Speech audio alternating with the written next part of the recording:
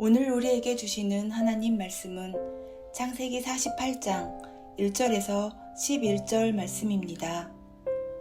이 일 후에 어떤 사람이 요셉에게 말하기를 내 아버지가 병들었다 하므로 그가 곧 두 아들 므낫세와 에브라임과 함께 이르니, 어떤 사람이 야곱에게 말하되 내 아들 요셉이 내게 왔다 하매 이스라엘이 힘을 내어 침상에 앉아 요셉에게 이르되 이전에 가나안 땅 루스에서 전능하신 하나님이 내게 나타나사 복을 주시며 내게 이르시되 내가 너로 생육하고 번성하게 하여 내게서 많은 백성이 나게 하고 내가 이 땅을 내 후손에게 주어 영원한 소유가 되게 하리라 하셨느니라. 내가 애굽으로 와서 내게 이르기 전에 애굽에서 내가 낳은 두 아들 에브라임과 므낫세는 내 것이라. 르우벤과 시므온처럼 내 것이 될 것이요 이들 후에 내 소생은 내 것이 될 것이며 그들의 유산은 그들의 형의 이름으로 함께 받으리라. 내게 대하여는 내가 이전에 밧단에서 올 때에 라헬이 나를 따르는 도중 가나안 땅에서 죽었는데 그곳은 에브라까지 길이 아직도 먼 곳이라. 내가 거기서 그를 에브랏길에 장사하였느니라. 에브랏은 곧 베들레헴이라. 이스라엘이 요셉의 아들들을 보고 이르되 이들은 누구냐? 요셉이 그의 아버지에게 아뢰되 이는 하나님이 여기서 내게 주신 아들들이니이다. 아버지가 이르되 그들을 데리고 내 앞으로 나아오라. 내가 그들에게 축복하리라. 이스라엘의 눈이 나이로 말미암아 어두워서 보지 못하더라. 요셉이 두 아들을 이끌어 아버지 앞으로 나아가니 이스라엘이 그들에게 입맞추고 그들을 안고 요셉에게 이르되 내가 내 얼굴을 보리라고는 생각하지 못하였더니 하나님이 내게 내 자손까지도 보게 하셨도다.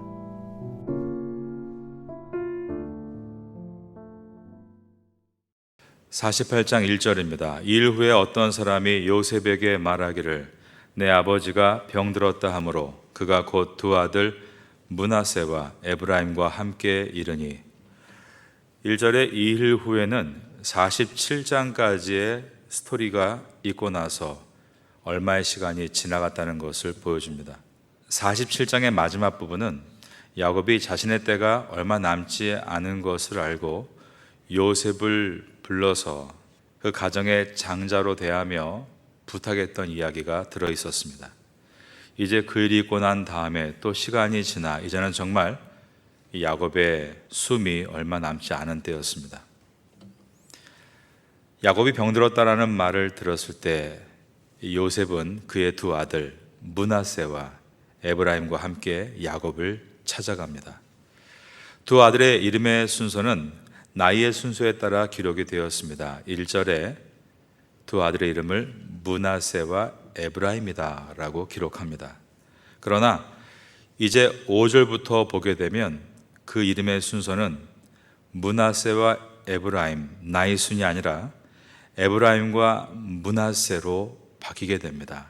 그리고 요셉의 두 아들 가운데 장자는 첫째 므낫세가 아니라 둘째 에브라임이 되고, 훗날에 이 에브라임은 북이스라엘의 대표적인 지파가 됩니다.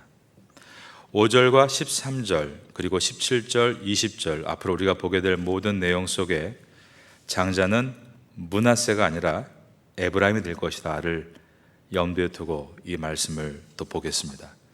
임종을 앞둔 아버지 야곱은 자녀들을 축복하고 있습니다. 왜냐하면 야곱은 부모로서 자녀를 축복하는 것이 얼마나 귀한 것인가를 알고 있었기 때문입니다. 그가 이것을 알게 된 것은 우리가 알고 있는 것처럼 그의 아버지 이삭이 자신을 축복했을 때 일어났던 결과 때문입니다. 우리가 가정에서 부모로서 해야 될 가장 중요한 것은 자녀를 축복해 주는 일입니다. 전화로 축복해 주시고, 지금 아직 자녀가 여러분을 떠나지 않고 있다면 지금 이 기회를 놓치지 마시고 많이 축복해 주시기 바랍니다. 저도 우리 아이들이 저와 함께 있을 때 많이 축복해 주었습니다. 허깅해 주고 또 머리를 만져서 축복을 많이 해줬던 기억이 납니다. 지금도 떨어져 있지만 항상 전화하고 나서 사랑한다 얘기해 주고 축복한다고 얘기해 줍니다. 그러면 자녀들도 사랑해요 라고 말하고 고맙다고 말합니다. 축복의 중요성을 오늘 본문을 통해 다시 한번 깨닫게 됩니다. 2절에는 이 야곱의 건강을 암시하는 몇 가지 표현이 관찰되고 있습니다. 먼저 이 야곱이 누운 침상에서 일어나 앉았다라고 되어 있습니다. 자, 우리 한번 48장 2절을 보겠습니다. 어떤 사람이 야곱에게 말하되 내 아들 요셉이 내게 왔다 하매 이스라엘이 힘을 내어 침상에 앉아. 여기서 앉아라고 되어 있는 야샤브라는 단어가 어디에 나왔는가 하면 47장 27절에서 거주하다라는 단어에 나왔던 같은 단어입니다. 뜻은 잠시 머물다라는 뜻입니다. 야곱과 그의 가족들이 고센 땅에 거류할 때 썼던 단어가 지금 이 침상에 앉았다에 다시 사용되고 있습니다. 즉 야곱이 고센 땅에 거주하다가 이제는 침상에 거주하고 있습니다. 그리고 힘을 내어 라는 단어는 이제 병들어 위중한 그의 모습을 보여주고 있습니다. 야곱의 마지막의 모습은 이와 같이 첫 번째가 고센 땅에 거주하는 모습이고 그 다음 장에서 오늘 본문에서는 침상에 거주하는 모습으로 나옵니다. 이것은 무엇을 말하고 있습니까? 이 땅의 성도는 이 땅에서 영원한 안식처를 얻을 수 없다라는 것입니다. 그래서 아브라함은 처음부터 거류하다라는 표현을 사용하였고 믿음의 선진들은 모두가 동일하게 거류하다, 잠시 머물다라는 단어를 사용하므로 그들의 본향이 이곳이 아님을 우리에게 보여주고 있습니다. 여러분, 우리 가족 가운데, 우리 가운데 병든 몸을 갖고 있습니까? 너무 슬퍼할 것이 아닌 것은 그것이 우리의 마지막 종착점은 아닙니다. 여러분 인생 가운데 가장 어려운 순간에 고센 땅이란 좋은 옥토에서 살고 있다고 해서 그것이 영원한 곳입니까? 그렇지 않습니다. 우리가 살아야 될 영원한 곳은 이 땅에 그 어디에도 없다는 것입니다. 기근에 가장 평안했던 고센 땅도 영원한 땅이 아니고 가장 고통스러운 병상도 영원한 장소는 아닙니다. 우리의 영원한 본향, 영원히 머물 땅은 주님이 계신 그 나라입니다. 성도는 그 나라를 바라보며 이 땅에서 힘을 내어 앉아 있는 것입니다. 야곱이 지금 힘을 내어 마지막까지 사명을 감당하는 것처럼 우리가 해야 될 일은 이 땅에서 사명을 감당하고 주님 나라에서 영원히 안식하는 것입니다. 우리는 건강하게 살다가 죽는 것이 목표가 아니라 달아 없어져 죽는 것이 목표여야 합니다. 왜냐하면 우리의 몸은 주님의 나라에서 새로운 모습으로 부활할 것이기 때문입니다. 이 믿음을 가지고 이 땅에서 주를 위해 살다가 영원한 주님 나라에서 주와 함께 살 수 있는 성도가 될 수 있기를 예수님의 이름으로 축원합니다. 야곱이 위중함에도 불구하고 힘을 내어 앉아 자기의 마지막 사명은 즉 아들을 축복하기 위해 요셉과 대면하고 있습니다. 여기서 특징은 요셉 외에 다른 아들들이 보이지 않는다라는 사실입니다. 이것은 야곱이 특별히 요셉만을 불러냈기 때문입니다. 그리고 야곱의 마지막 소원 47장 마지막에 있었던 고향으로 돌아가야 된다는 것과 자기의 뼈를 가지고 가야 된다는 그러한 요청과 같이 이제 지금 이 48장에서도 야곱은 요셉과 단 둘만이 남아서 이제 여러 가지를 이야기하기를 시작합니다. 3절을 보겠습니다. 요셉에게 이르되 이전에 가나안 땅 루스에서 전능하신 하나님이 내게 나타나사 복을 주시며 내게 이르시되 내가 너로 생육하고 번성하여 내게서 많은 백성이 나게 하고 내가 이 땅을 내 후손에게 주어 영원한 소유가 되게 하리라 하셨느니라. 이 얘기는 오래전에 야곱이 우리가 알고 있는 베델에서 경험했던 것을 말하고 있습니다.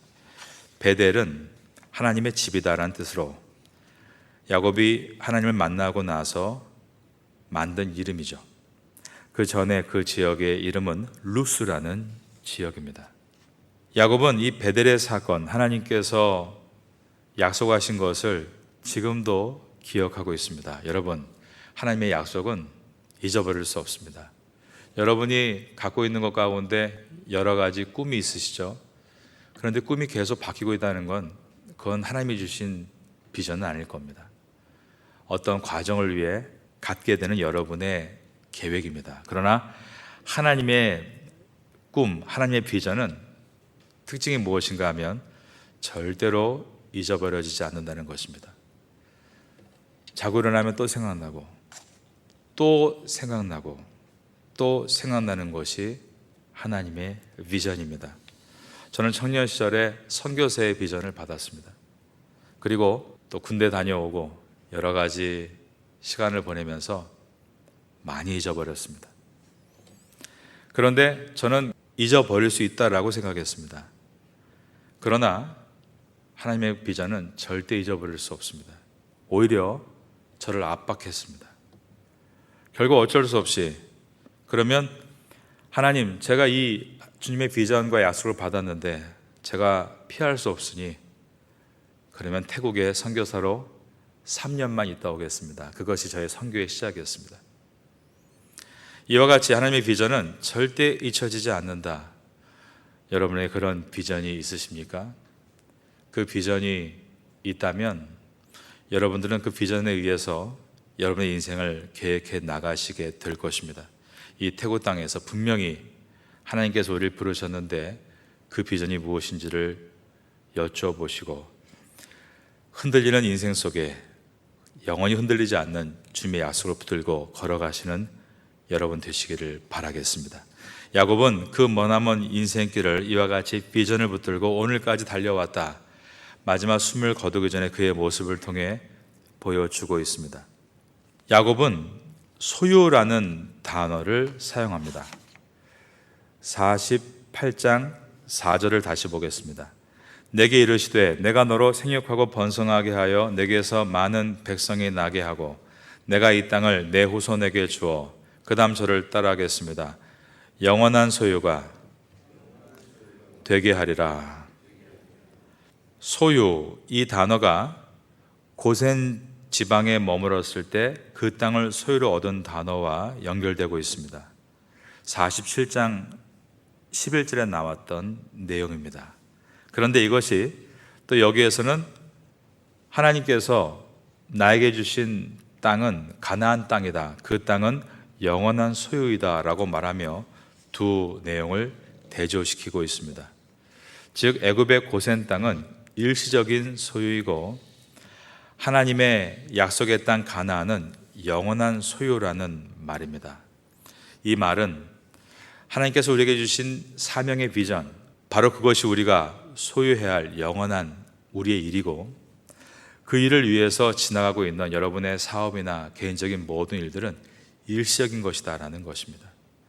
만약에 이것이 바뀌게 되면은 우린 그것을 안주했다라고도 말하고 신앙적으로 도태했다라고도 말하고 또 하나님의 사명을 잊어버렸다라고도 말을 합니다. 태국에 온 목적이 무엇인가를 다시 생각해야 합니다. 영원한 소유가 무엇인지를 생각해야만 지금의 나의 과정을 일시적인 것으로 깨닫고 잘 이겨나갈 수 있기 때문입니다. 요셉에 낳은 두 아들 에브라임과 므낫세라고 순서가 바뀌는 것이 5절입니다. 5절을 다시 보겠습니다. 내가 애굽으로 와서 내게 이르기 전에 애굽에서 내가 낳은 두 아들 에브라임과 므낫세는 내 것이라. 지금 이 야곱이 나의 순으로 므낫세와 에브라임은 내 것이다 라고 말하지 않고 에브라임과 므낫세는 내 것이다 라고 말하고 있는 이유는 이제 내일 보게 될 14절과 연결됩니다. 14절에서 야곱은 장자 므낫세와 차자 에브라임을 축복할 때 저를 한번 보시겠습니까? 손을 이렇게 어긋나서 축복을 합니다. 오른손으로 차자를 축복함으로써 이 에브라임이 장자로 쓰임받게 될 것을 보여주었습니다. 성경은 이것을 맥락으로 해서 이름의 순서를 에브라임과 므낫세다 반대로 엮어놓고 있는 것입니다. 훗날에 이 에브라임은 어떻게 되는가?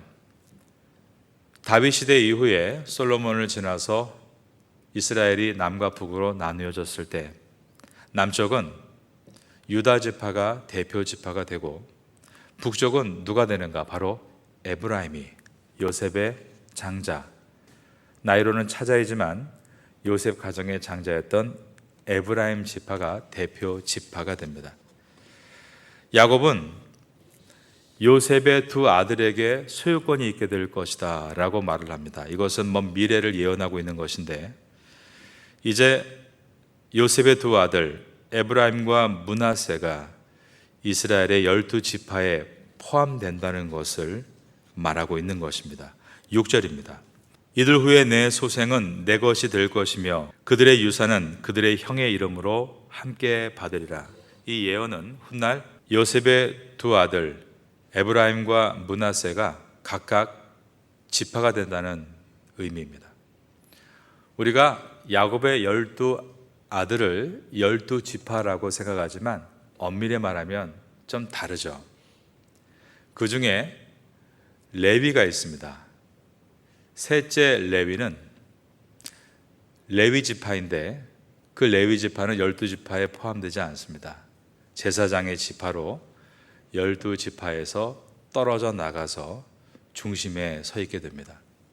나머지 그러면 12아들에서 12지파가 어떻게 파생되는가?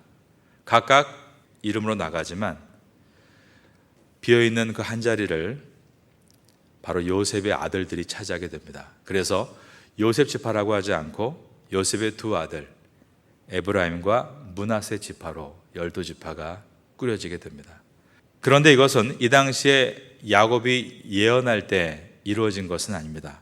한참 후에 민수기에서 에브라임 지파, 므낫세 지파로 구성이 되게 됩니다. 이것을 지금 야곱이 영적인 해안을 가지고 미래를 내다보며 축복하고 있는 것이었습니다. 에브라임과 므낫세는 요셉의 형제들과 함께 유산을 받음으로 대등해질 것이다. 그것을 6절이 그들의 유산은 그들의 형의 이름으로 함께 받으리라 라는 표현으로 이제 미래의 성취가 됩니다.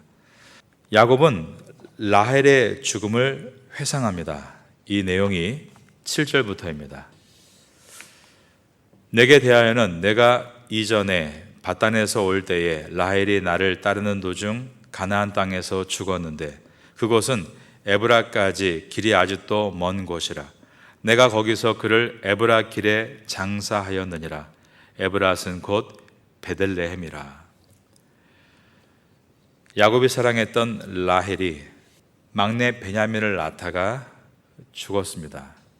그러므로 그의 죽음은 앞으로 야곱이 매장지로 들어가게 될 막벨라 굴이 아니라 그는 베델에서 죽었던 것입니다. 야곱의 마지막 죽음의 종착지는 그의 조상이 함께 묻혔던 막벨라 굴입니다. 이 막벨라 굴에는 아브라함과 그 다음에 그의 아버지였던 이삭 그리고 야곱이 들어가게 될 것이었습니다. 그리고 여기에는 누가 있었는가 하면 바로 야곱의 첫째 부인이었던 레아가 있었습니다. 자기의 마지막 죽음에 대해서 한 번 더 이야기하고 나서 이제 마지막으로 야곱은 요셉의 아들들을 축복하기를 시작합니다. 8절을 보겠습니다. 이스라엘이 요셉의 아들들을 보고 이르되 이들은 누구냐? 자, 9절 말씀 다 같이 읽겠습니다. 시작. 요셉이 그의 아버지에게 아뢰되 이는 하나님이 여기서 내게 주신 아들들이니이다. 아버지가 이르되 그들을 데리고 내 앞으로 나아오라. 내가 그들에게 축복하리라. 여기에 나와 있는 이 내용은 마치 야곱이 요셉의 아들들을 못 알아보는 것처럼 보여집니다. 그러나 야곱은 이미 고센 땅에서 10년 이상을 생활하고 있었습니다. 아니, 그가 처음에 기근을 피해서 온 때로부터 계산하면 약 17년 정도를 보내고 있던 때였습니다. 그러므로 야곱이 오늘 이 본문에서 이렇게 묻고 있는 것은 두 가지를 보여주고 있는데, 첫 번째는 이 야곱의 모습이 옛날 이삭의 모습과 매우 유사하다는 것을 우리에게 느끼게 해줍니다. 옛날에 이삭도 나이가 많이 들어 알력이 약해서 그는 야곱을 그의 형 이삭으로 알고 축복해 준 일이 있지 않습니까? 근데 그와 같은 내용이 오늘 그대로 나와 있다는 것입니다. 10절입니다. 이스라엘의 눈이 나이로 말미암아 어두워서 보지 못하더라. 요셉이 두 아들들을 이끌어 아버지 앞으로 나아가니 이스라엘이 그들에게 입맞추고 그들을 안고. 입맞추고 있는 것도 과거 이삭이 큰아들 에서에게 너는 나를 위해서 음식을 준비해 오라. 내가 너에게 입맞추고 축복하리라. 그 문장을 연상하게 만듭니다. 자, 이와 같이 의도적으로 야곱이 매우 아둔해 있다는 것처럼 느끼게 만들고, 그리고 나서 우리가 내일 아침에 살펴보겠지만 이 야곱이 축복을 할 때 아버지 요셉의 의도와 다르게 이 야곱은 그의 손주들을 팔을 어긋내서 차자였던 아들에게 오른쪽 손을 올리고 오히려 장자에게는 왼쪽 손을 올림으로 축복의 흐름을 바꿔놓습니다. 이것은 뭘 말하고 있을까요? 이 모든 인생의 주인은 하나님이시고 하나님께서 이끌어 가신다라는 것을 보여주기 위해서 이처럼 야곱을 아둔하게 표현하고 있습니다. 그러나 더 중요한 것은 그 다음입니다. 예전에는 형제들이 복을 받기 위해 싸웠습니다. 왜냐하면 그들은 그 복을 세상의 것으로 오해했기 때문입니다. 그러나 이제는 요셉이 축복을 받고 요셉의 두 아들이 축복을 받을 동안 형제들이 싸우지 않습니다. 그리고 야곱도 이 축복을 함에 있어서 예전의 모습과 같이 가정에 분란을 만들고 심각하게 문제를 훼손하는 일들로 이끌어가지 않습니다. 즉 야곱의 가족이 많이 성숙했다는 것을 오늘 본문이 보여주고 있는 것입니다. 야곱이 마지막으로 그 자녀들을 축복하고 있습니다.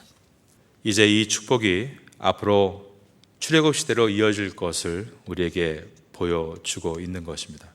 하나님은 하나님의 축복을 부모의 손을 통해 흘려보내고 있고, 그 축복은 세상이 말하는 그저 웰빙, 잘 먹고 잘 살고 그 땅에 평안하게 거류하는 것이 아니라 그들의 축복이란 결국 방향을 가지고 달려가는 것임을 보여주고 있습니다.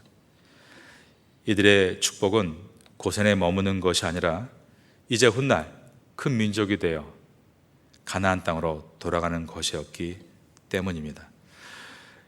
야곱의 가족이 발전된 모습을 우리가 함께 살펴보았습니다. 여러분의 가정도 참된 주님의 비전을 따라서 함께 비전을 위해 달려가고, 그리고 시간이 지날수록 야곱의 가정과 같이 성숙한 신앙으로 변화될 수 있는 은혜가 있게 되기를 마지막으로 예수님의 이름으로 축원합니다.